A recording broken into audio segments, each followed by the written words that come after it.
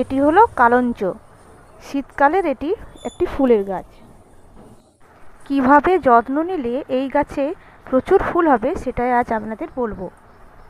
Hybrid কালঞ্চ ফুলগুলো কিন্তু খুব সুন্দর হয়, তবে এটি কিন্তু হাইব্রিড নয়। শীত যাওয়ার সঙ্গে সঙ্গেই এই গাছের ফুল ফোটা যখন কমে আসবে তখনই কিন্তু একটা কাজ করতে হবে। গরম পড়ার সঙ্গে সঙ্গেই কিংবা গরম পড়ার কিছু আগে এই যে স্টিকগুলো দেখতে পাচ্ছেন এগুলো গোড়া থেকে কেটে দিতে হবে। যদি কোনো গাছের শাখা না বেরিয়ে আসে তাহলে এই স্টিকগুলো কেটে দিলেই কিন্তু নতুন শাখা বেরিয়ে আসবে।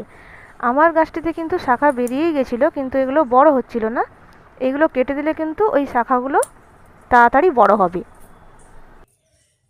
আর এই নতুন শাখাগুলো বাদেও যে পুরনো বড় বড় পাতাগুলো রয়েছে ওগুলোও কিন্তু কেটে দিতে হবে।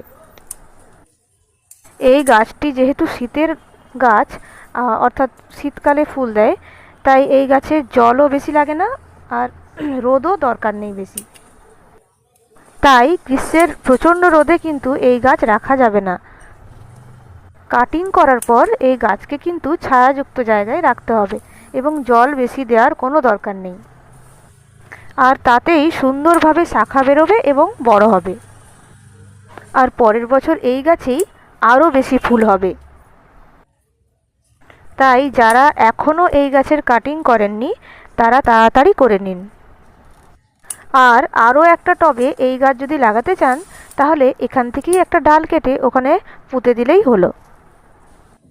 সুন্দরভাবে ওই নতুন টবেও এই ডালটা বেড়ে উঠবে। তো কেমন লাগলো ভিডিওটা? অনেকের হয়তো এই ভিডিওটা কাজে লাগতেও পারে।